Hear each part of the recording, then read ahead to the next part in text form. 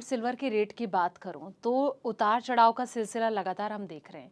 एक प्रिडिक्शन मैं आपकी तरफ से जानना चाहूंगी कि क्या लग रहा है आने वाले वक्त में कहां देख रहे हैं आप गोल्ड देखिए, सिल्वर हमने को? लास्ट पॉडकास्ट में प्रेडिक्ट किया था कि चांदी का भाव $90 तक चला जाएगा हाँ। और ऑलमोस्ट आज चांदी का भाव करीबन $88 है। हम्म। ये बात मुझे ध्यान है, 1 महीने पहले हमने प्रेडिक्ट किया था जब चांदी का भाव करीबन और हो $60 के सकता है आसपास कि था, कल हम देखें तो फिर बढ़ कोई जाए बढ़ जाए। या हमने गिरावट भी हो दिवाली तक का सकती है। टारगेट दिया था कि $90 दिवाली तक जाएगा और ये हाँ। हो सकता है कि आपको कल परसों या 1 हफ्ते में दिख जाए वो। हम्म। वहीं हमने गोल्ड का टारगेट दिया था 5000 से लेकर $5200। हम्म। आज गोल्ड का भाव करीबन $4750 के आसपास है। तो हमें हम्म। लगता है कि जिस तरीके का मोमेंटम है, जिस तरीके का अभी जियोपॉलिटिकल कंसर्न्स चल रहे हैं, जिस हम्म। तरीके के यूएस के डेटा आ रहे हैं, इन्फ्लेशन बढ़ता हुआ दिखाई दे रहा है, स्लो डाउन की सिचुएशंस इंटरनेशनल मार्केट में आती हुई दिख रही है, तो उससे कहीं ना कहीं सेफ हेवन डिमांड आपकी गोल्ड की बढ़ेगी। हाँ। तो उसमें हो सकता है कि आपको दिवाली या दिवाली से पहले हम्म। 5000 से लेकर $5200 जा सकता है। तो ये मुझे लगता है कि ये जो रेंज है ये आपको देखने को मिल सकते हैं। और अगर चांदी $90 ब्रेक करती है हाँ। तो हो सकता है कि फिर चांदी 95 से लेकर $100 भी जाती हुई दिखाई दे। अच्छा, जी।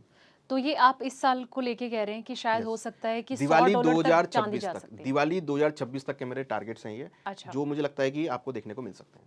अभी जो हाल फिलहाल में हमने इसे लगातार पिटते हुए देखा, जिस तरीके की हम वॉर सिचुएशन देख रहे हैं, अनसर्टेनिटी वाली चीज़ें देख रहे हैं, और कहीं ना कहीं इसमें जो क्रूड ऑयल की बहुत बड़ा रोल निभा रहा है, जी। जो इसके रेट जो गिरे हैं। ऐसे में अगर मैं आपसे ये जानना चाहूँ कि जिस तरीके से ये कहा जा रहा था कि शायद गोल्ड जो है वो और ज़्यादा गिर सकता है, 1 लाख तक भी आ सकता है, क्या आप ऐसा मानते हैं? देखिए, अगर ये बात तब होती जब कोई ऑफिशियल नोटिफिकेशन आता हम्म। कि भाई आपको गोल्ड बाय नहीं करना, क्योंकि India is a big consumer of the gold. Hmm. अगर ये नोटिफिकेशन आ जाए कि भाई गोल्ड कोई बाय नहीं करेगा, हम्म। गोल्ड की ज्वेलरी कोई बाय नहीं करेगा, गोल्ड किसी भी फॉर्म में बाय नहीं होगा, हम्म। तो फिर हो सकता है कि गोल्ड में क्रैश आता हुआ दिखाई दे। बट ऐसा नहीं होगा क्योंकि सेंट्रल बैंक्स भी यहाँ पे गोल्ड को बाय कर रहे हैं। और गोल्ड एक ऐसा नहीं है कि नया product, it's a traditional product. ठीक है। और ये प्रोडक्ट क्या है कि ये अब 100 सालों से, 200 सालों से, 500 सालों से, हजारों सालों से ये गोल्ड लोग परचेज करते आ रहे हैं। हाँ। और भारत के अंदर अगर आप देखेंगे तो अनऑफिशियली करीबन 30,000 32,000 टन के आसपास गोल्ड है जो हाउस होल्ड में अभी भी है।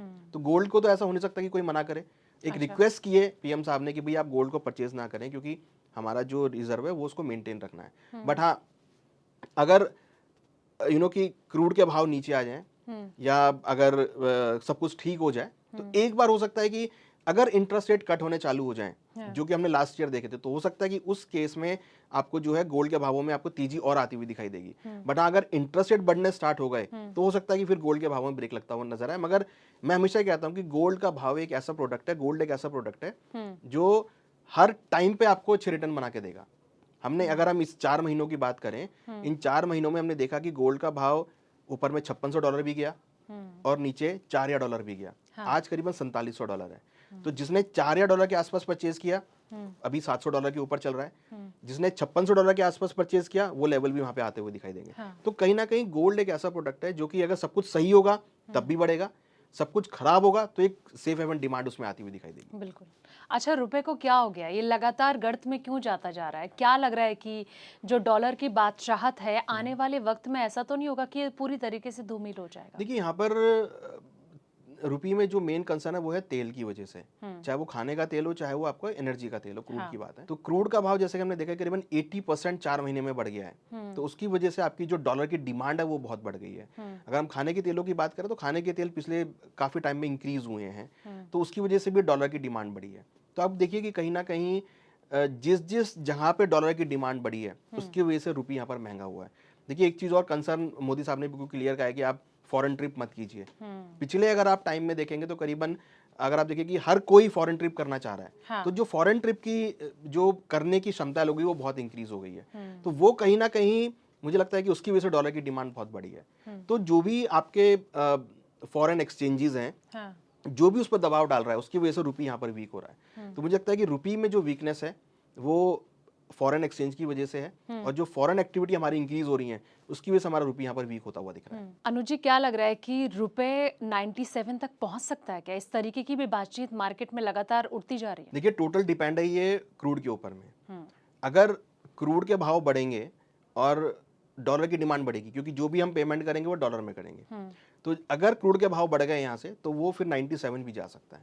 अच्छा। बिल्कुल जा सकता है, क्योंकि अगर क्रूड के भाव यहाँ से अभी हमने देखा 120 तक डॉलर के भाव चले गए थे क्रूड के भाव, अगर ये 120 130 दोबारा चले गए तो फिर आपकी डॉलर की डिमांड बढ़ेगी, और डॉलर की डिमांड बढ़ेगी तो हमको पेमेंट जो डॉलर में करनी पड़ेगी। तो अगर वो डॉलर में पेमेंट होंगी तो रुपये यहाँ पर वीक होता हुआ दिखाई देगा। तो सिंपल सा कैलकुलेशन है, क्रूड के भाव अगर बढ़ेंगे तो रुपये आपका वीक होगा, अगर क्रूड के भाव नीचे आएंगे तो फिर आपका रुपये कंट्रोल हो जाएगा। तो अल्टीमेटली हमको या तो हम ये करें कि जो भी हम पेमेंट्स कर रहे हैं वो हम रुपये में पेमेंट करना चालू करें, डॉलर में पेमेंट ना करें। एक ही ऑप्शन है कि हम जिससे भी हम क्रूड ले रहे हैं अभी, या वेनेजुएला से लें, चाहे हम यूएस से लें, चाहे हम इराक से लें, चाहे हम ईरान से लें, चाहे हम यूएई से लें, हम जो भी पेमेंट करें अगर हम उसको इंडियन रुपये में पेमेंट करें तो हमारा रुपये यहाँ पे स्ट्रेंथ ले सकता है। अदरवाइज डॉलर की डिमांड जो है वो वहां पर इंक्रीज होती हुई दिखाई देगी, जिसकी वजह से रुपया 96-97 जाता हुआ दिखाई दे सकता है। अच्छा, जिस तरीके से लगातार रुपए पिट रहा है, तो आपको क्या लग रहा है कि इस और सरकार क्या कदम उठा सकती है? क्योंकि आरबीआई के द्वारा भी लगातार कहीं ना कहीं फॉरेन एक्सचेंज की अगर मैं बात करूं तो उसको लेकर भी वो कुछ ना कुछ ऐसी चीजें कर रहे हैं जिससे कि हमारे जो रुपए है उसको स्ट्रेंथ मिल सकता है। देखिए, ये जो भी मोदी साहब ने 7 बातें बोली हैं वो रुपये को स्ट्रेंथ करने के लिए बोली हैं, कि जितना हम फॉरेन रिजर्व को कम यूज करेंगे उतना ही हमारा रुपये स्ट्रेंथ लेगा।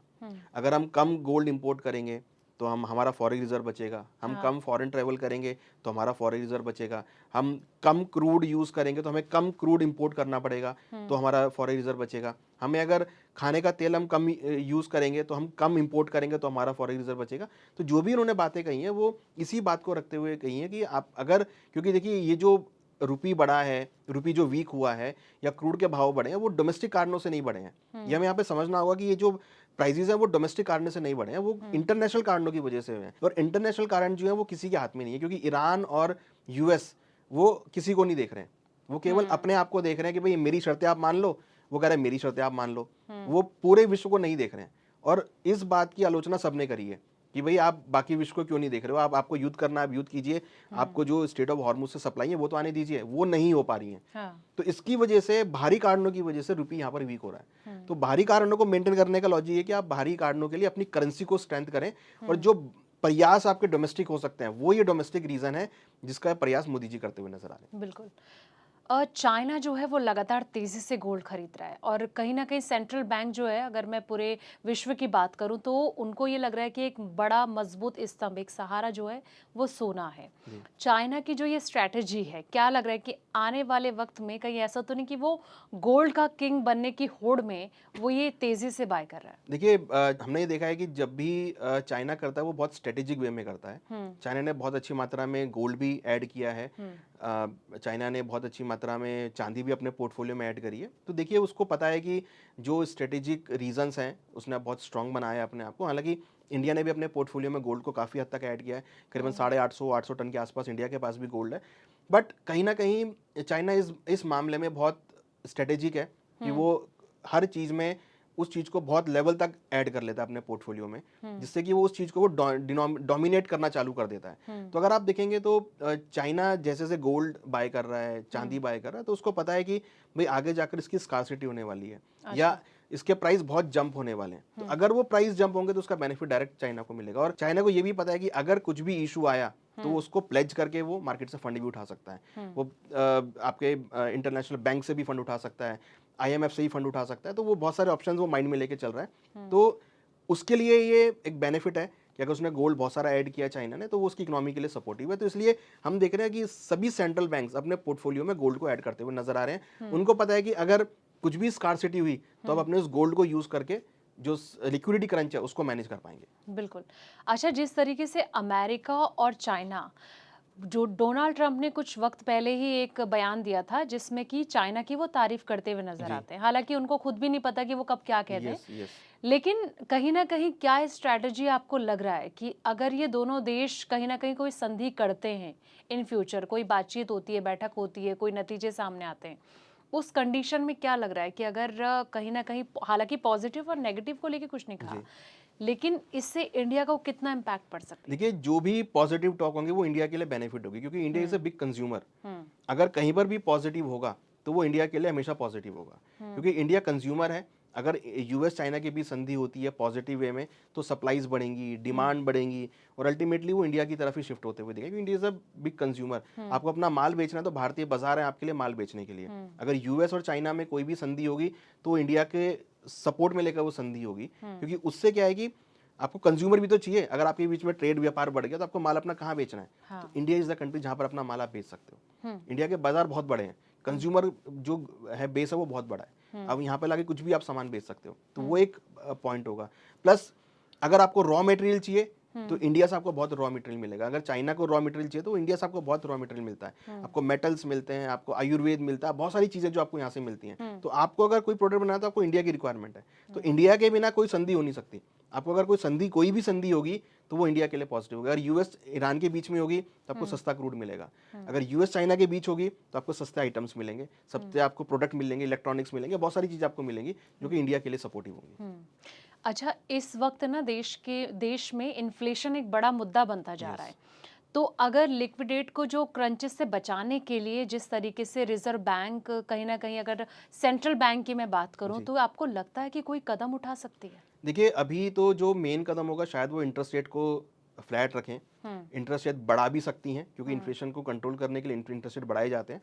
तो शायद इंटरेस्ट रेट तो नहीं बढ़ाएंगे, बट मुझे लगता है कि मॉनेटरी टाइटनिंग वो कर सकती है, इंटरेस्ट रेट को वो स्टेबल रख सकते हैं। कट करने की तो बात नहीं लगती है यहाँ पर, क्योंकि क्रूड के भाव बढ़ रहे हैं। कट करेंगे तो अगेन वो इन्फ्लेशन को सपोर्ट करेगा। तो मुझे लगता है कि इन्फ्लेशन को कंट्रोल करने के लिए मॉनेटरी टाइटनिंग वो कर सकते हैं और उसके लिए इंटरेस्ट रेट को स्टेबल कर सकते हैं। और कुछ हद तक हो सकता है कि अगर उनको लगता है कि भाई लिक्विडिटी क्रंच आ रहा है, तो हो सकता है कि कुछ सेंट्रल बैंक जो छोटी इकोनॉमीज के हैं वो शायद अपना गोल्ड भी बेचते हुए नजर आए। अच्छा, जिस तरीके से मुझे पता है कि काफ़ी सारे जितने व्यूवर्स इस वक्त हमें देख रहे हैं ना, तो उनके गोल्ड सिल्वर को लेके कई तरह के क्वेश्चन आते हैं।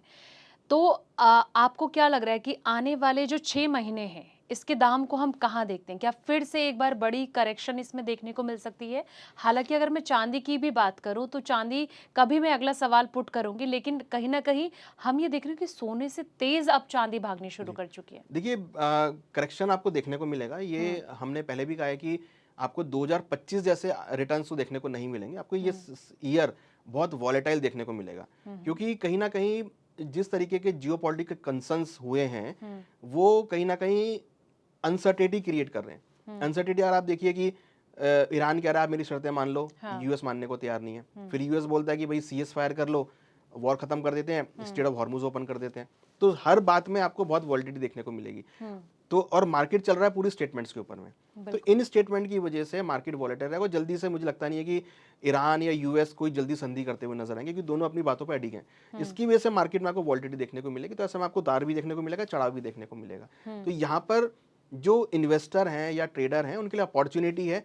अगर कोई करेक्शन आता है तो वो आपके लिए ऑप्शन है कि वहां पर आप अपने पोर्टफोलियो में उसको ऐड करें। अच्छा, अगर मैं चांदी की बात करूं तो देखिए, चांदी ने भी इस साल की बात करूं या अगले 2025 की बात करूं तो अच्छा रिटर्न निवेशकों को दिया है। तो ऐसे में कई तरह के इन्वेस्टर ये सोच रहे हैं कि अभी चांदी की तरफ जाया जाए, सोने पे दाव लगाया जाए, क्योंकि सोना जो है वो थोड़ा धीमी तरीके से चलता है। हालांकि धोखा उतना नहीं देता है जितना चांदी देती है, लेकिन चांदी ने देखिए रिटर्न अच्छा बनाया है। तो ऐसे में आप क्या एडवाइस करना चाहेंगे कि दाव कहाँ लगाया जा सकता है, एक तरफ सोना एक तरफ चांदी? देखिए, अभी मुझे लगता है कि चांदी आपको अच्छे रिटर्न दिखा सकती है, क्योंकि चांदी की जो डिमांड सप्लाई मिसमैच है वो बहुत बड़ा है।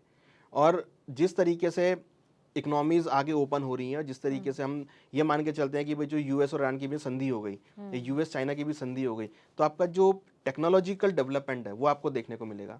आपको इंफ्रास्ट्रक्चर डेवलपमेंट देखने को मिलेगा। आपको जो चांदी का यूसेज है वो आपको इंक्रीज होता हुआ दिखाई देगा।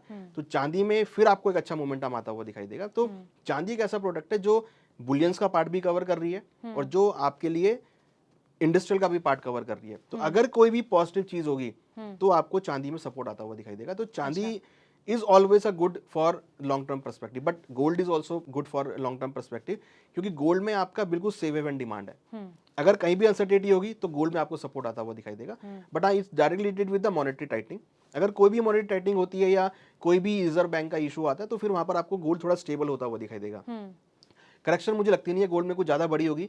हो सकता है कि गोल्ड थोड़ा स्टेबल हो जाए फिर बढ़ना स्टार्ट हो। बट चांदी में मुझे लगता है कि आगे भी आपको तेजी देखने को मिलेगी। जो हमने लेवल्स दिए हैं 6 महीने में, हमें लगता है कि $90 या फिर $95 तक आपके टारगेट सिल्वर में आ सकते हैं। वहीं गोल्ड में भी हमें लगता है कि $5000 से लेकर $5200 के आसपास लेवल आ सकते हैं।